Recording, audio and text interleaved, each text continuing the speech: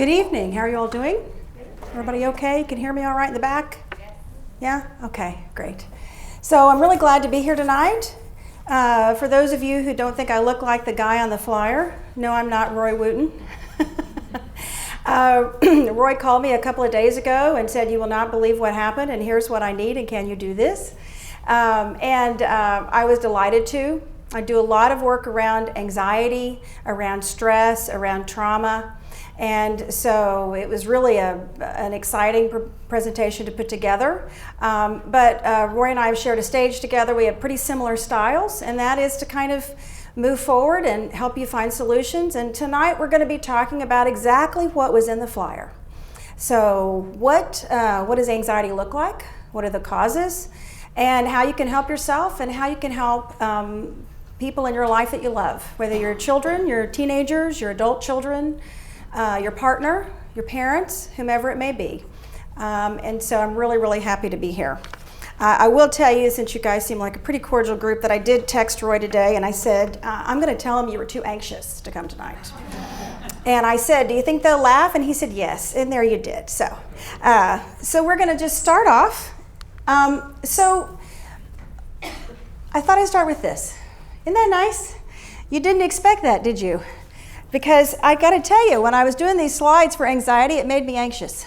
And that's normal, right? Because life is subjective, and we get to decide oftentimes what we choose to look at and what we choose to focus on. But I thought we'd just take a minute here, take a breath. Okay, so glad you're here. So I've done my best efforts regarding sources and giving credit to people. There's a lot of people that do work in anxiety, as you probably know. Many of them are going to sound familiar to you. And so, but I just wanted to make sure I give credit where credit is due. I made my best efforts to do that. If you're an aficionado of anxiety and you're like, well, he didn't do that, this other person did that, then I did my best. However, one of the things that I often do when I speak is I do give out electronic handouts. I often find that people don't want to take paper home. And there are some additional things that I'll be mentioning tonight that I'd be happy to send to you. Later on, we're going to be talking about a resource if you have a teen around stress and anxiety for teens. And so there's some additional things I'd be happy to send to you along with the handouts that you've received tonight. So if you'd like to have that, you can just email me at jayna@thebridgeacross.com, or I'm going to have a very unofficial sign-up sheet down here at the end, and you're welcome to come down and give me your name and email address. Okay, so let's go ahead and get started. And so stress and anxiety, right? The very mention makes us go, okay, so, and let the stress begin. So stress is a part of our lives, and it serves a very, very, very important purpose. And so oftentimes we start thinking, gosh, I don't want to feel stressful, or why does everything have to be stressful? But the reality is, stress is kind of the wind. It's kind of a very nice wind, but it moves us along in life. Our oldest part of our brain is all about survival. And so our brain works really well when you need to jump out of the way of a car, when the caveman needed to flee from a tiger or fight the tiger. And so we need that stress response. But we also have the same stress response when we have a deadline to meet. It helps move us along. And that same stress response is what makes us want to get up, jump, clap, be happy, be full of emotion. And so we don't want to dis-stress, but we want to embrace it, and we want to just understand that it's how we choose to look at it and see it.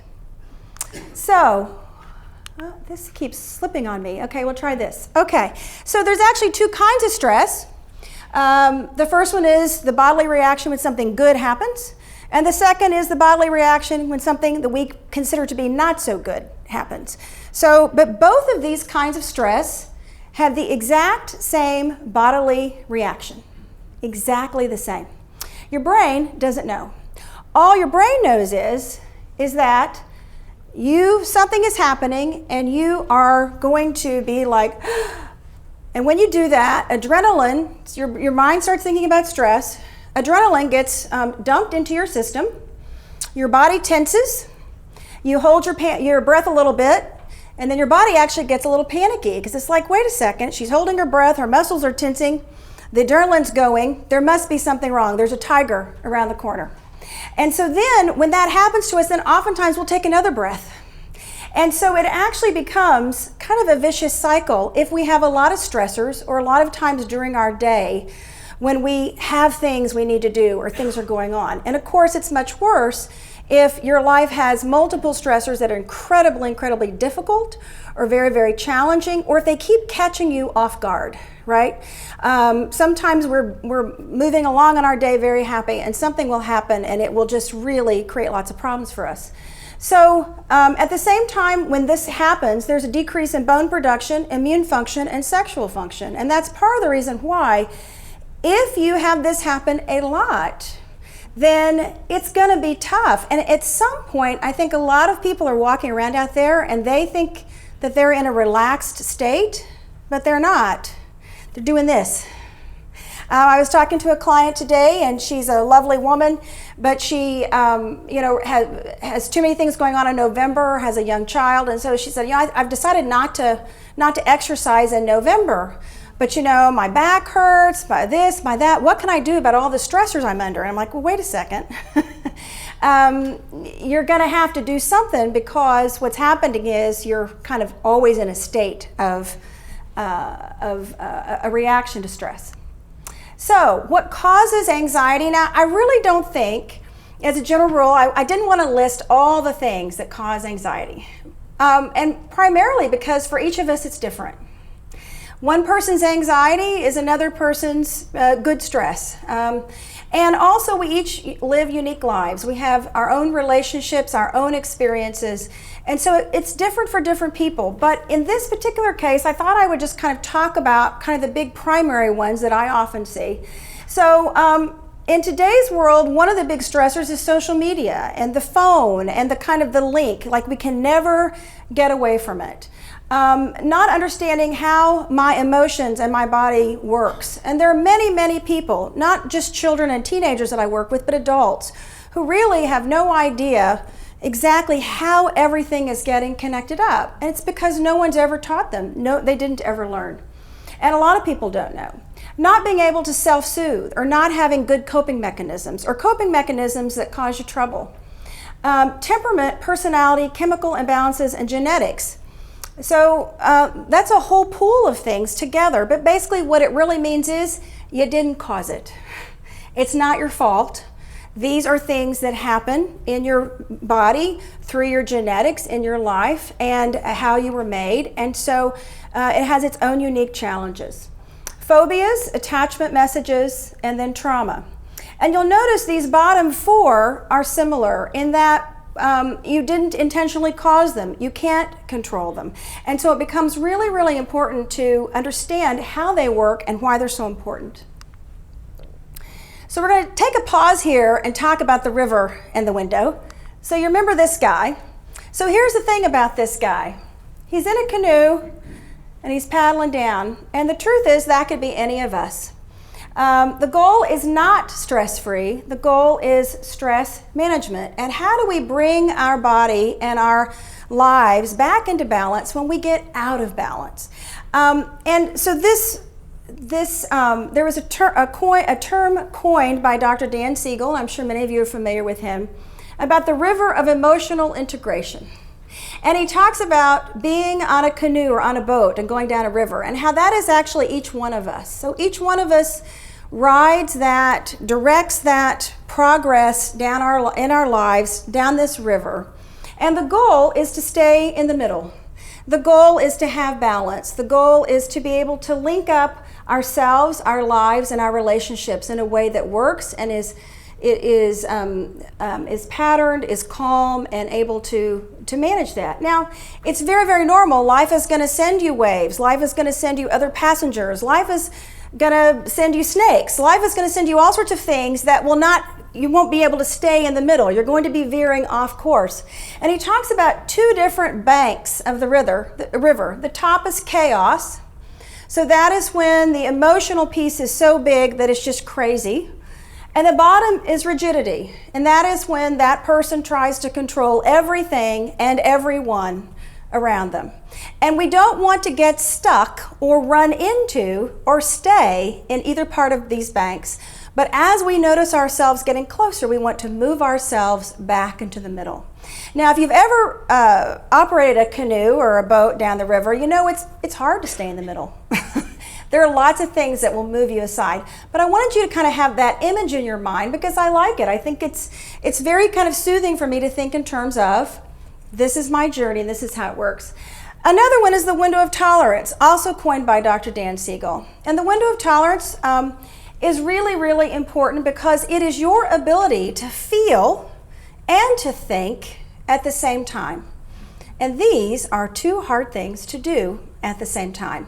And your window of tolerance is your ability to do that. And when I work with children, even as young as 4 and 5, we talk about this window. So there's this window, like that window. And the goal here is for you to use your thinking brain and your feeling brain. Okay, so young kids understand that and teenagers understand that. And so often, most of the time when I do family sessions, I bring parents in because I want parents to understand that because it's just really, really interesting how all of this works. So you have a handout there, I believe, about the window of tolerance, and I thought we'd spend just a couple of minutes talking about it. So this is kind of your big piece of how this works or what these signs are. So you remember that bank of chaos, the two banks, one side is chaos, the other side is rigidity. And so on the top you have the chaos side. When you get hyper aroused, this is your fight or flight response. And you have all these symptoms that you would imagine would go with this emotionality piece. Anxiety, overwhelm, chaotic responses, outbursts, anger, rigidness, different kind of rigidness, obsessive compulsive behavior, thoughts, overeating, addictions, impulsivity. This is where the chaos piece comes from. Now you'll see the window of tolerance, the comfort zone where you're emotionally regulated and you have an ability to self-soothe and to basically stay in your normal state. And then the bottom part is the freeze response. So when we cannot fight or flight, we freeze. And so freezing has its own issues because when you're freezing, you're disassociating, you're numbing, you're shut down. You go on autopilot. Oftentimes you cannot display feelings or emotion. And it's its own big response. You know, a lot of times people think, well, gosh, I didn't get upset. Why is that person so unhappy with me? Because the shutdown is just as much of an emotional reaction as the getting upset. It's just different. And when I talk with children and teenagers about their emotions and their bodies, I talk about, you know, when you were a kid and you got upset, your mother or your dad would hug you and kiss you and give you a binky and a bottle and took care of you, right? Yeah. Well, so now that you're a bigger person, you know, now you're a grown-up 7 or your brain is older, then you have to learn how to manage your body yourself. Your parents cannot do it for you. You have to learn to be the boss of your brain. And so we'll talk about, so I give them an example of the air conditioner and the heater. We talk about the air conditioner. What does it do in your house? Oh, it cools you down. Right. What does the heater do? Well, it warms you up. Right.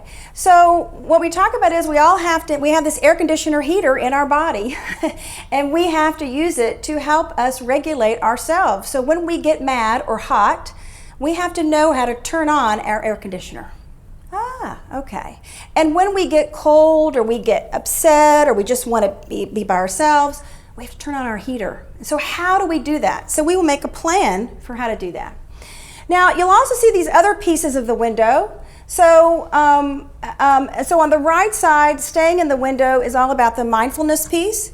It's all about being present and being in the here and now. So many of the issues that happen to us around trauma and attachment and things that cause us anxiety are because of what happened yesterday. So our old brain is all about yesterday, but our thinking brain understands we're in the present moment. And the way that we regulate ourselves and use our thinking brain is to remind ourselves when we get upset that that was what happened yesterday. And we are now in today. So all of these things that we can do to help with our comfort zone. So anyway, so this is one of the electronic pieces that I'll be sending to you if you would like to have it. But this is kind of one of the main pieces of what we want to talk about, how to stay in that window of tolerance. Now, a lot of people have a very small window of tolerance. And this is often true for teenagers. and some children, and plenty of adults. We've never been able to make it bigger. So the goal is to make your window of tolerance bigger, to be able to have things happen to you and be able to have bodily reactions, but also be able to use your thinking brain. And it takes practice. It's like anything else in life. It's like yoga. It's like running a marathon. It's like anything else. It takes practice. And so this is another way for you to begin to think about how your emotions and your reactions are happening within you. So pick the river, pick the window. Either one are great, but these are two ways. And there may be another one that you come up with that's better for you. But there are two ways for you to try to remember what the goal is, to just get back in balance when you get out of balance, and to try to learn to stay in there as much as you can into the middle or in the window. So we're going to move on to imbalances, trauma, and attachment. And you remember me talking about these are all the things that we can't control. You cannot control these things. And so many times with a lot of these different issues, people are ashamed. They feel judgment. They wonder why they can't figure it out. They wonder why they can't do something differently. But these things are not their fault. They are not your fault. And so it's really important that we remember that when we're working with someone that has repeated problems in some of these areas. So when we talk about personality and temperament, we're talking about mood disorders. We're talking about depression, bipolar, ADD, ADHD, OCD, and phobias. All of these things are things that fall into this category. And there are probably many other things, but these are kind of the primary ones that I chose. And these are the ones I think we talk about the most. And these can be due to genetics. You know, you can inherit phobias. I didn't actually know that until I started doing some research, but you can. Abnormalities in the functioning of the brain. If the brain is always living in the back, in the reaction period, and it's not getting developed in the front part of the brain, your brain doesn't work well. If you have a lot of trauma, or a lot of trauma growing up, you'll have what we call a disorganized brain. Your brain just has a hard time focusing and functioning properly. It's not your fault, but you can improve that. Medical illness.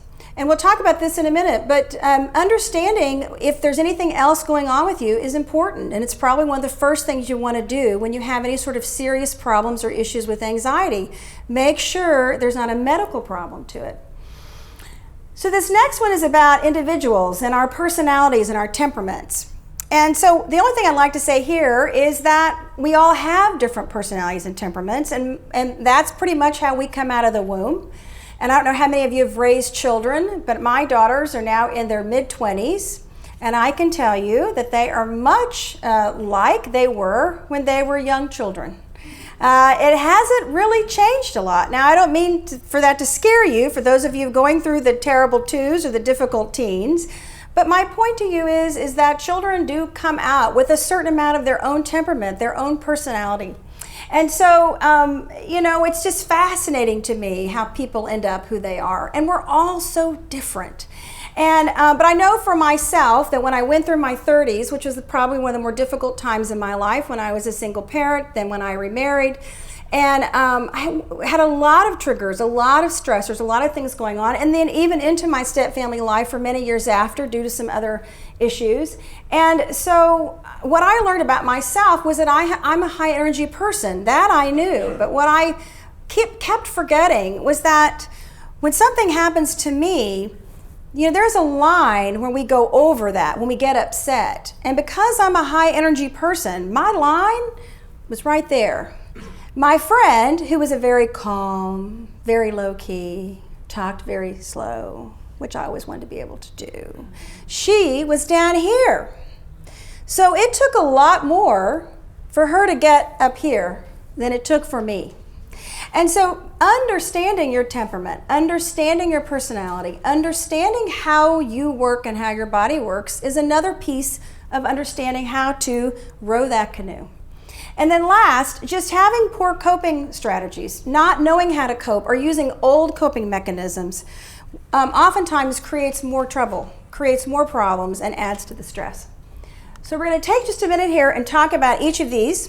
So how trauma works. So we all have some.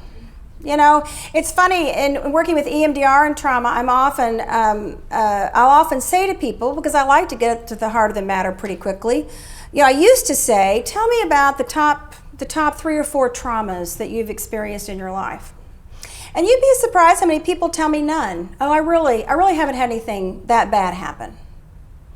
Because they've never been a crime victim, or they've never been in a natural disaster or a car wreck. But then when you say to people, well, just tell me the top 3 or 4 things that have been the most hurtful to you in your life. Then what you hear is things like, well, I was bullied when I was in high school, but I don't really think that counts. Or I was date raped when I was in college. Or I was picked on by some kids when I was really little. Or it can even be things like, I was in 2nd grade and the teacher called on me, and it was the first time that I didn't have an answer. Like, it was the first time I realized that I didn't know things, and it made me feel funny. And so then something else happened, and I thought, well, maybe I'm not very smart. And so before you know it, this little boy thinks he's not very smart, and every time something happens that reinforces that, he kind of moves that in and holds on to that. And so oftentimes there are a lot of things that happen to us that we don't consider traumas, but they are. I work with stepfamilies and single parents quite a bit, and a lot of them are in family court, being sued, being pursued, going through court, whatever it is very traumatic, because it creates stressors, it creates triggers, and it creates a lot of feelings that come up for us. So we just want to understand that that's how trauma works. And as a result of these things, you'll have panic attacks and all sorts of problems that will happen, painful physical sensations, and this ongoing anxiety that will kind of keep going as long as the trigger's going. And if you're dealing with something that goes on, if you have a chronic illness, if you have someone in your family that needs your help on an ongoing basis, I mean, there are all sorts of ways in which we have to learn how to manage it, because it's not going to go away. So phobias are actually among the most common anxiety disorders. And, I looked at all these pictures to put up there. I just could not bring myself to put a spider because it made me anxious. Okay, so become a problem when it interferes with your life. So, the question is, when is anxiety a problem? When it interferes with your life, when it keeps you from going somewhere, when it keeps you from doing something, when it keeps you from having a relationship, it's a problem. Young children actually usually outgrow phobias. The only time they don't is when parents, rather than allowing their child to, for instance, when my kids were little, like one of my daughters she really did not like Chuck E. Cheese. And so I would take her to Chuck E. Cheese and she didn't like it. So rather than just not going, we would just stand in the corner over, whenever Chuck E. came around, we would just go over to the corner. We'd stand over there, say, well, there he is. It's okay. You're safe. You're fine. And after a year or two, she was okay. But then you will have some parents that'll say, well, if my child doesn't like Chuck E. Cheese, I'm just not going to go there. But what happens is we can't avoid things. We can't avoid things. Now, you don't want to make your kids stand and talk to Chuck E. Cheese, but there are lots of things you could do to help them. So, and then the other piece around phobias is that it can be caused by trauma. It can be genetic. And oftentimes we pick these up, well, if we're a child and we have a parent that has a lot of phobias or a particular phobia, we'll inherit it. We watch that parent being scared of XYZ, so we become scared of that. And so that's why it's important to, to understand about your phobia, but also to try to do something about it. And of course, down at the bottom talks about what goes on there. The last one we're going to talk about is attachment issues. And I love this slide because with attachment issues, what that basically means is our early attachment. Our early attachment's life and death. And that's because when we were babies and we were born, our only need was to attach. Attaching is what fed us. Attaching is what gave us love. Attaching is what gave us comfort. It's how the attachment system is supposed to work. It's God's DNA to bond parents and their children. However, as we bond with our parents, they will give us messages. We learn things from our parents. Now, let's talk for a minute about adaptability and resilience. So there's a difference. So a lot of times we'll say things like, well, children are very resilient. Well, actually, children are very adaptive. So if something is going on that's difficult or traumatizing to them, they will adapt to take care of themselves. They will have a coping mechanism. But for example, if you have a household in which the parents are throwing things at each other, a lot of parents fight. That in of itself is not trauma. But let's say you have something where parents are doing something really, really difficult for a child to watch. The coping mechanism might be to go hide behind the couch, for example, to hide. And that's what this child would do every time his parents fought, so he wouldn't have to hear it and he wouldn't have to deal with it. Well, then he grows up and he gets into intimate relationships, and he and his partner might start fighting, and what's going to happen? He wants to leave. He shuts down. He wants to get away. Why? Because his early attachment taught him that when people start fighting, you hide. And this is not an overt message that his parents gave him. It's just a message that he took in. And so the question really is, what messages did you get? And we all got some. Even the most wonderful, caring, loving parents teach us things. And sometimes it's because we fill in the blanks ourselves. Now, a lot of therapists who work with children do play therapy because it's very indirect. But most of the children that I work with need more. They need, because I don't want them to fill in the blank about themselves when it's not true. And so oftentimes children will fill in the blanks. They'll figure out what a message is and they think it's true, but it's not. And so anyway, so when you do think about these messages, and I'm just going to show you a few, I want to make sure that you use flexible thinking. We're going to talk about flexible thinking in a minute too, but you know, some people have trouble looking at these messages because like my parents were great. They loved me. They were really wonderful. And so what I want you to know is this doesn't mean your parents weren't and aren't. And the question is simply, parents do the best they can. And so what were some things you did get from them, and it doesn't make them bad.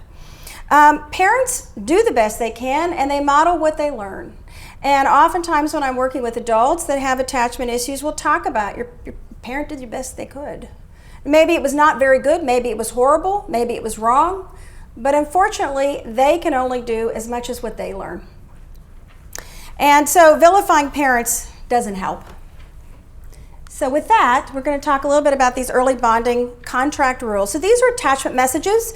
These are all through the Integrative Attachment and Trauma Protocol that I've been trained in with the Attachment and Trauma Center in Nebraska. And they're pretty interesting. So there's kind of 4 groups of them.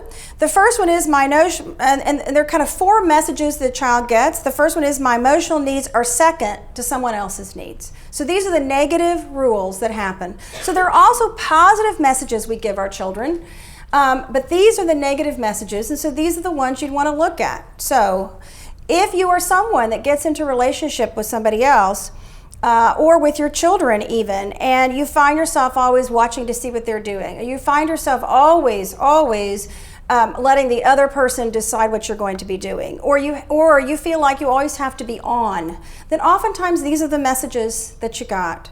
Another one might be, I should not show my needs. And so oftentimes I'll have people that they'll say, well, I learned I had to take care of all my own needs. Well, how'd you learn that? Well, when I was 6, my mom and dad gave me an alarm clock and said, okay, honey, in the morning when the alarm goes off, you need to get up, you need to get dressed for school, and you need to pack your lunch and go to school. Now, there are some households in which that's not a bad thing. You know, parents are working double shifts. A lot of kids are self-sufficient, but sometimes there may be a child that gets a message that they have to take care of all their own needs, and must not ask for help. So if these issues are things that resonate with you, then they're probably an attachment issue. Another one is I should not have needs. And so this is where you get people that are shut down, that disassociate, that get numbed out. Because early on, the message they got was that their needs, they shouldn't have them. They shouldn't feel, that feeling is dangerous. I had a young woman tell me that in her house, no one ever got angry. I was like, wow. Because what that tells me is if no one ever got angry, then no one ever talked about things that bothered them, and no one ever talked about emotions, and no one ever talked about how they were okay. That means that there was a message in that house that it was not okay to have feelings. And then getting my needs met in a relationship is difficult. So once again, as you grow up and move out into the world, if you and your intimate partner, if you find that, or perhaps it's not you, it's your partner always has to fight in order to then be connected to you, then it's probably an attachment issue around that. Or I must be in charge of you, or I must stay in conflict. So once again, this is just information. There are positive bonding messages, but the negative ones are the ones that get us into trouble. And I'd also just like to say one more thing. When I was training in the attachment and trauma protocol, there were a group of about 30 therapists, and we were all there from all over the country. And you know, most of us had done quite a bit of work. I've spent a lot of time on the other side of the couch. And we all, thought we'd done a whole lot of, self-introspection and everything. And we started looking at these messages. And it completely changed the dynamic in the room. Because here we were, people that, were supposed to do all this work and supposed to know these things. And these messages caught us completely off guard. And so it's not unusual for people to have this feeling about things and to have it their whole lives and to think that it's normal or to not even realize how much it's affecting them.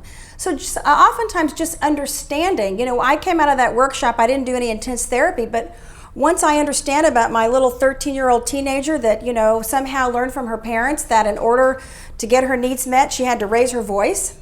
That was kind of good for me to know. So now every time I want to raise my voice when something happens, it doesn't really happen too often, but I realize, it's my 13-year-old teenager. Okay. So now what we're going to do is talk for a minute about treatment options, because for a lot of you, this is one of the reasons why you're here tonight. So treatment. So there's kind of 3 different areas of treatments. And so the first one is get a physical. So whenever you're trying to determine issues around anxiety, understanding that there's no medical issues is a big piece of that, especially for adults. So if you haven't gotten a physical in a couple of years and you have a lot of anxiety, the first thing you should do is get a physical. And no good therapist would treat you, no good psychiatrist would treat you without knowing that you had gone to the doctor and checked that out. And self-care. So self-care can be a lot of different things, but it's examining your food and drink intake. If you are someone that gets a lot of anxiety or has depression, then drinking is alcohol, for instance, is a depressant. And while foods do not trigger anxiety, there are some foods that can be considered more comforting than other foods. And so once again, I can't go into all the detail, but I'm just giving you information and you can kind of decide what works for you. But also getting enough sleep. And getting enough sleep is really, really, really important. Another one is unplugging. So I was watching a newscast the other night, and the person on the news was talking about how she started turning her phone off at 8 o'clock in the evening, and she did not turn it back on until 7 a.m. the next morning. And she said, it's completely changed my life. And so, so you might examine your habits and your patterns around that. And so sometimes just doing this piece can make a huge difference. If you wait until the end, so I could do questions. Is that okay, sir? No, but go ahead. Huh? I said no. No, I'm sorry. Well, go ahead and ask your question then. Back on the food. Yes. I have been researching this for 50 years. Mm-hmm. Caffeine is probably the worst trigger for anxiety. Alcohol is not too good either. Right. So when you talk about food, you really need to quit caffeine first. Well, the funny thing though is that caffeine does not affect, some people caffeine does not affect, but it does affect a lot of people. Most books I've read said that caffeine is a definite thing you want to quit. Yeah. Well, I know people that caffeine does not bother them. I know other people that are very, very, very sensitive to it. Yeah, you have to judge for yourself. It's something you should probably stop. Well, exactly. But so that's the point is to examine your food and drink intake and to talk about it with your doctor. And so I really appreciate you mentioning that, because I agree with you. It's very important. And then medications are very helpful. In our society, some people think, I don't want to drug my kid. I don't want to take drugs. I don't want to do this. But here's the thing about medication. The way it was explained to me a long time ago. When you or your child are going up a hill, you have a stressor, you have difficulties, maybe you have learning issues, whatever. It's like carrying a big backpack with a bunch of big rocks, and you're going up that hill. What medication does is it doesn't take away the hill, and it doesn't take away the backpack, but it takes out a lot of the rocks. And so what you want to do is just try to be mindful of the fact that medication can be important, it can be very helpful, and to not be resistant to it. So another one is different kinds of therapies, primarily talk therapy, but so CBT is often used for coping mechanisms. Dialectical behavior therapy is more of a long-term therapy. It's often done in groups. Equine therapy is great because it's the relationship with the horse, and horses teach us a lot about relationships and attachment. Hypnotherapy, which doesn't get a lot of press anymore, hypnosis, but the people that do it swear by it in terms of its ability to help you learn to focus into the moment. And then there are specialized therapies and protocols for all sorts of issues, including phobias, childhood codependency, and then like the one that I do with the integrative attachment and trauma protocol. And the last one is treatment. So we'll talk for just a minute about EMDR. So EMDR is probably, I am trained in EMDR. I received it first as a patient, and it was incredibly helpful to me in a very short period of time around some of my own traumas and some of my own triggers and negative thoughts that I had. EMDR stands for eye movement desensitization and reprocessing, which is kind of a mouthful. But really what it means is through the use of bilateral stimulation, something going back and forth, whether it's following fingers in a certain way, in a certain protocol, or sometimes we'll use buzzies, which they buzz back and forth. We do this with children and with adults. It allows you to access this part of your brain called the amygdala. So it allows you to go directly there and access that. And so it allows you to process your traumas, your negative thoughts, and your triggers. So it's a really wonderful thing. It was actually initially began in the early 90s helping war veterans who were trying to recover from PTSD. And it was the very first really, really effective, fast method for it. The next one is somatic experiencing, which is a much more in-depth and focused understanding of how your mind and your body go together. Sometimes people with chronic pain will use it, but if you have a lot of trauma, sometimes this is a longer term piece, but something else you might think about doing. And then the bottom three are more things that are amazing in terms of what they can show us and teach us. So biofeedback, you connect up to electrical sensors and you receive information about how your thinking brain affects your body. And I actually did biofeedback a number of years ago, and it was incredibly helpful in terms of teaching me how to control my physiological responses. The QEEG and neurofeedback is probably the newest piece, and with this, what happens is the QEEG shows the activity of the brain by tracking brain waves. And so they can look and see where you are lighting up in your head. Is it this part or this part? And they can often use it for medication.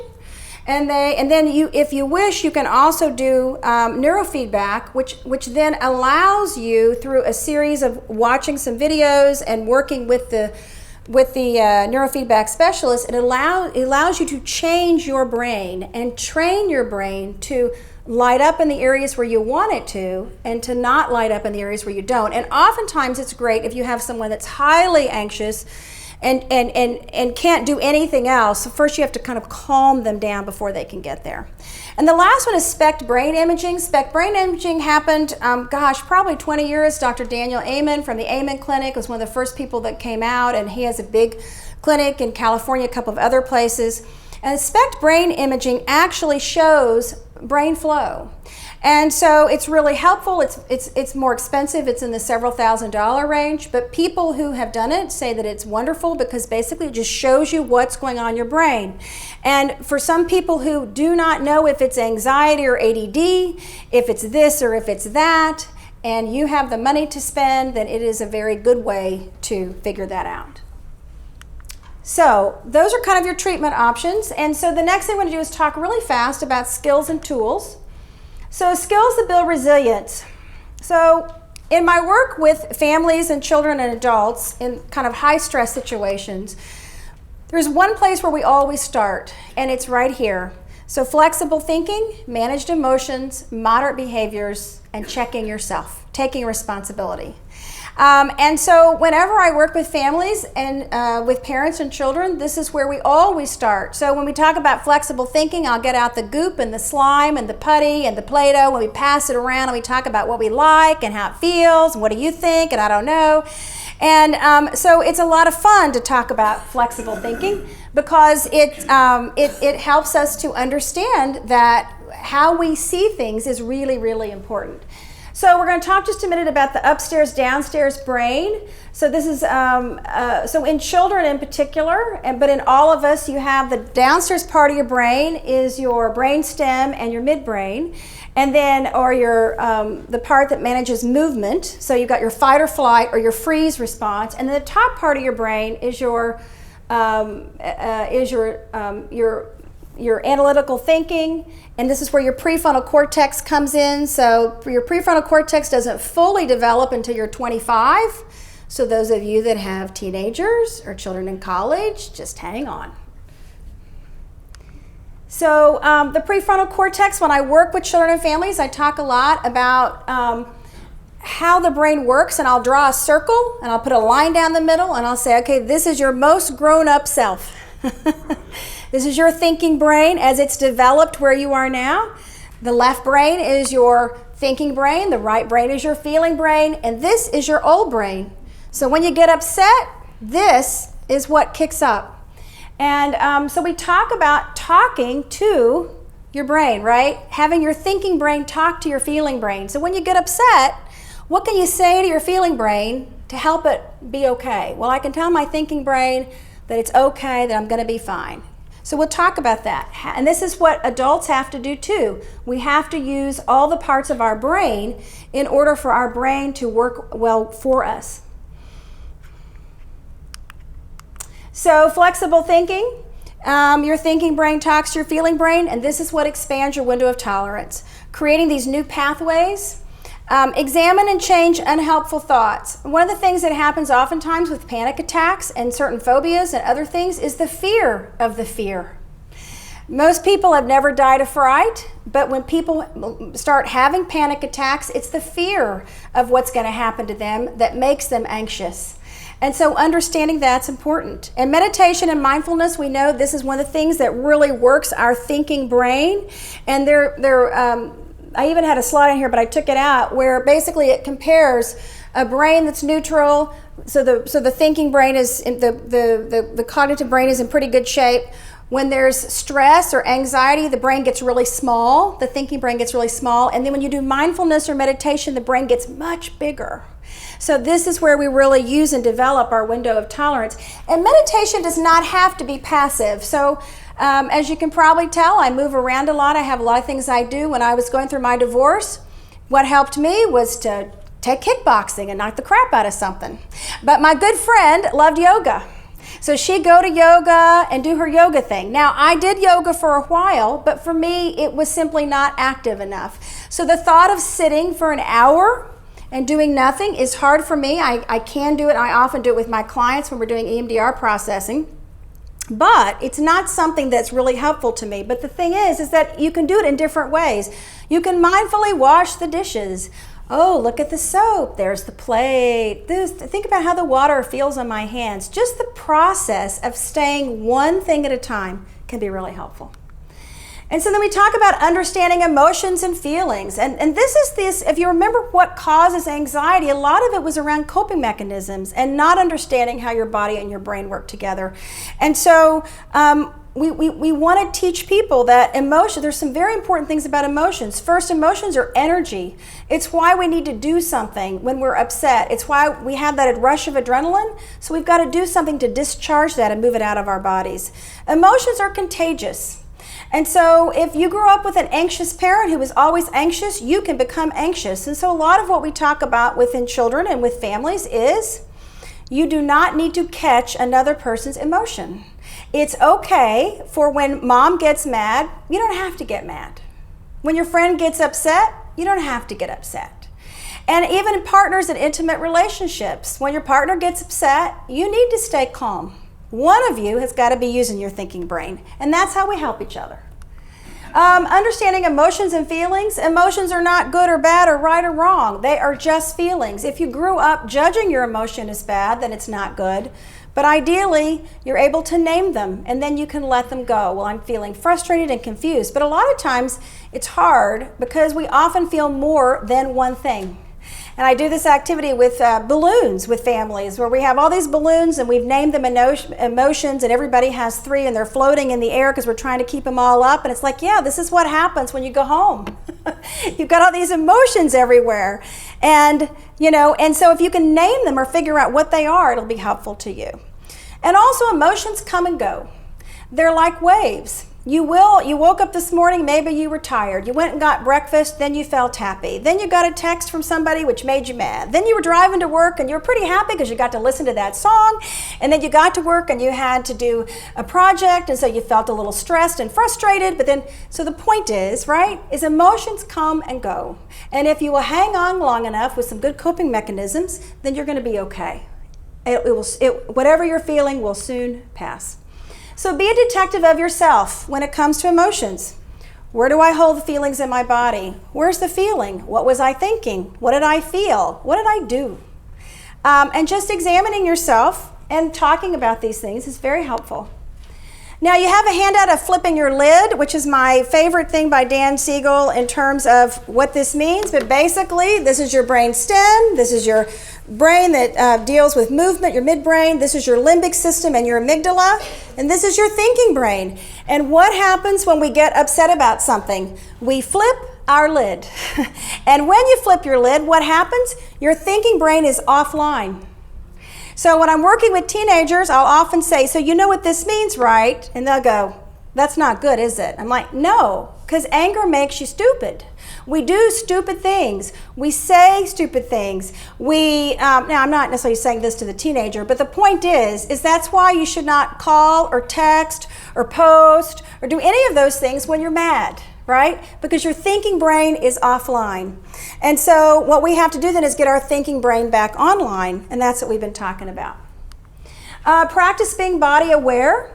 4 by 4 is when you breathe in 4 times. You breathe in at 4 counts, out at 4 counts, and you repeat it 4 times. That's all you have to do. You do not have to spend 20 minutes a day doing mindful meditation. You can just do some breathing. Discharging your energy is really important. How can you discharge your energy? Everybody's different. You might like kickboxing, somebody else does body pump, somebody else does yoga, somebody else just loves to sit and breathe and meditate. There's all sorts of ways, and what the most important thing is that you find out what works for you, or help the person you love find out what works for them. And then, of course, learning self-soothing and effective ways to cope, and we've already covered a lot of this. Now, one thing I will say about these coping mechanisms is to examine them. Did I learn this when I was young? When did I start doing this? And does it work anymore? A lot of times we've outgrown them. And so when I'm working with young children or adults, we will often talk about what you can do or what helps you to keep your thinking brain on, to remind yourself you're in the present time, to remind yourself that you're going to be okay. And so oftentimes there are different ways that you can do this, and this is one of the handouts I would send you electronically if you'd like to have it. But you'd be amazed how much help it is just to have a few things that you can hold on to and work with. And then supporting others with anxiety. The best ways to support yourself and others when upset or anxious is to use a term called EAR. So I do a lot of work with the High Conflict Institute, and EAR means empathy, attention, and respect. And so it's an easy acronym and it's easy to remember. Now you can use this with the colleague that drives you crazy. I'm sure none of you have any friends that are any difficult, not at the church, not at the school. I'm sure everyone you know is great, but there are a lot of people out there that get upset pretty easily. You may have a teenager or children, but in any event, using EAR is always a great thing to do. And one of the handouts, one of the electronic handouts I have is how to use EAR. But basically empathy. Gosh, I can see that you're really upset. I hate that. Attention. I'm really glad that you're telling me about this. Respect. I really appreciate how you're, I know this is frustrating for you, and I'm going to sit right here and be with you while you're going through this. There's all different ways to do that, and you only have to come up with 1 or 2 sentences, and you use them every time. It's not hard. You just come up with your 3 favorite and go for it. They work every time, and they will help you to keep calm because you will be engaging your thinking brain. Oh, ear. So at least one of you tomorrow is going to have somebody get upset, and you're going to think ear, and that's going to be great. Okay. So best ways to work with an anxious or upset person. So stay calm for you and for them. And it's kind of like a hot brick. When someone is upset, they have a hot brick and they're giving it to you. If you get upset, what happens? It stays hot. And sometimes it's like you giving it back to them. But if you can stay calm and use ear and keep your thinking brain on, then that will help them to become calm because emotions are contagious. And when you're not in your thinking state, it's very, very hard to calm down. And so no judgments, no admonishments, and ask how you can help. But also, sometimes people will say, well, I don't know how you could have helped. Then what you want to say is, well, I want you to think about that. And let's talk about what we can do next time. What can we do next time? What's our plan? And you can do that with your partner, with your children, with anyone, with a friend. Helping your child. So modeling healthy behaviors to your child around all the things we've talked about here. Good self-care. Getting slime, mad matter, Play-Doh, talking about flexible thinking and why it's important.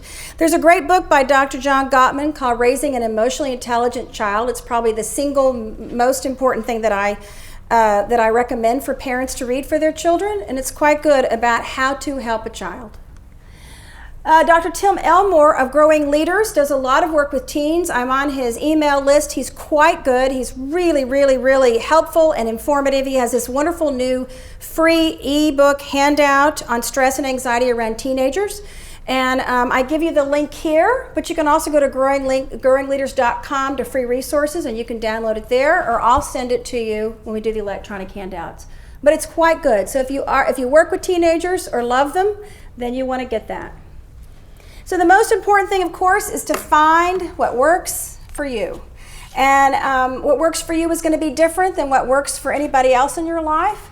And so we want to do that with compassion and no judgment for ourselves. All right. Well, thank you very much. I've enjoyed our time this evening.